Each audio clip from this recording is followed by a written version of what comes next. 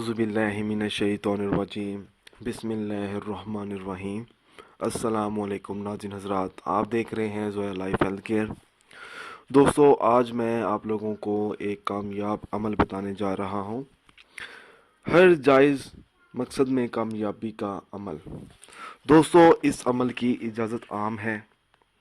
ये जो अमल है सूरत फातिहा, सूरत इखलास, सूरत फलक और दुरूद पाक की मदद से मुश्किलात का हल है।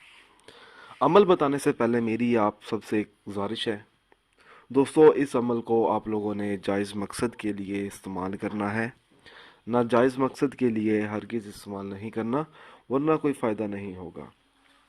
अगर किसी की कोई ऐसी जायज़ हाजत हो जो पूरी ना हो रही हो तो उसके लिए ये अमल करना होगा। अमल इस तरह शुरू करना है। बावज़ू हालत में पहले 3 मरतबा दुरूद पाक पढ़े, फिर 3 मरतबा बिस्मिल्लाहिर्रहमानिर्रहीम पढ़े। इसके बाद फिर 3 बार सूरत फातिहा पढ़े, फिर 3 मरतबा सूरत इखलास पढ़े। इसके बाद 3 मरतबा सूरत फलक पढ़े, फिर 3 बार दुरूद पाक पढ़े।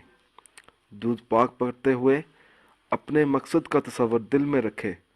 दुरूद पाक पढ़ने के बाद 11 मरतबा आमीन कहे। फिर अपने मकसद के लिए सच्चे दिल से अल्लाह ताला से दुआ मांगे।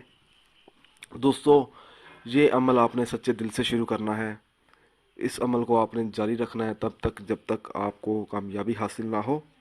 इंशाअल्लाह ताला अल्लाह ताला आपकी हर दुआ कबूल करेगा।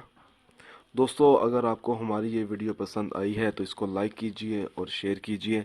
साथ ही मेरे channel Zoya life health care को सब्सक्राइब भी कीजिए। जज़ाकल्लाह।